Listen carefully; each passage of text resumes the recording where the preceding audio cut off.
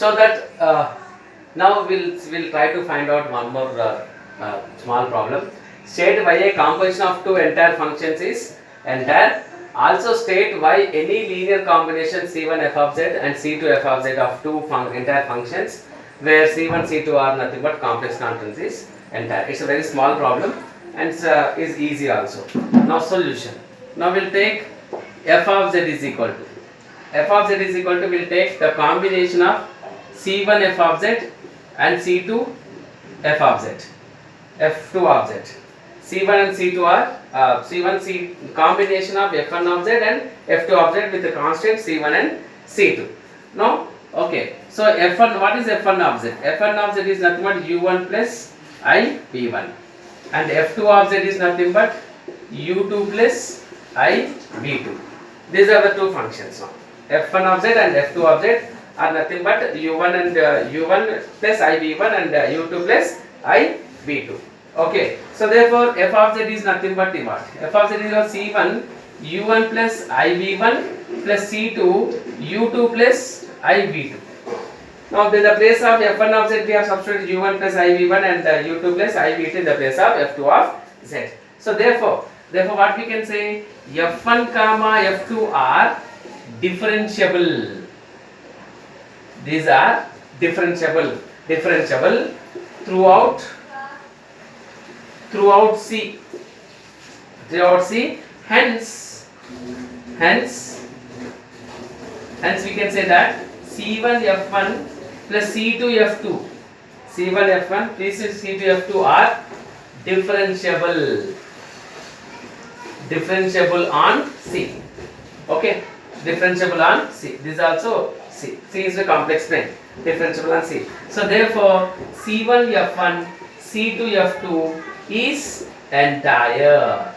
See how it becomes as entire. See, we have chosen f of z is as C1 F1 of z and C2 F2 of z. F1 of z means f of z is nothing but u plus iv. We know that f of z is nothing but u plus iv. Okay, so therefore f1 of z is nothing but u1 plus iv1, so u1 plus iv1 and u2 plus iv2, f2 of z. Now combination, see, this is nothing but again u plus v form, u plus v. If you take common here, like if I take common like real part and imaginary part in these two, I can say that will be like a u and v form, like c1 u1 plus c2 v2. So if I take common here, that is suppose for example what you are going to have here is, from this if you take you will be getting as c1 u1 plus c2 u2 plus I into c1 v1 plus c2 v2. You can see this becomes as a u and this becomes as a v again. So therefore this u and v, this becomes an analytic. F of z is nothing but analytic. So therefore f1 and f2 are differentiable throughout C. They are nothing but differentiable. So therefore f1 f2 are differentiable throughout C. Hence C1 Fn, the combination of C1 F1 and C2 F2 are differentiable on C. So therefore if it is differentiable, when it is analytic, differentiable means analytic means C1 F1 and C2 F2 are nothing but entire. So this is how we can do this one. Next problem, we'll try to find out the singular points of given f of z. Already we have seen that, and one more problem we'll try to find out now. F of z is equal to 2z plus 1 by then z into z square plus 1. Now to find the singular points of this function, we need to equate this one to 0. Means you should find the roots of this equation. Roots are when you are going to get the roots of this equation, whenever you equate this one to the 0.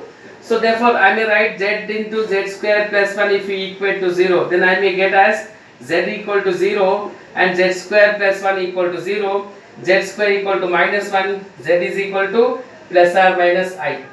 Okay, plus or minus I. So therefore I can say that 0 and plus or minus I are the singular points. Now to find the f of z for the singular points, we should make that this one, that we should find the roots of the denominator. If you take the denominator roots, you will be getting that z equal to 0, z equal to plus or minus I, where where that point analyticity fails. There will be no analyticity. If you put z equal to 0, there will be nothing is there. Anything by 0, you will not get anything. It's not but infinity. So analyticity fails here. Z is equal to 0.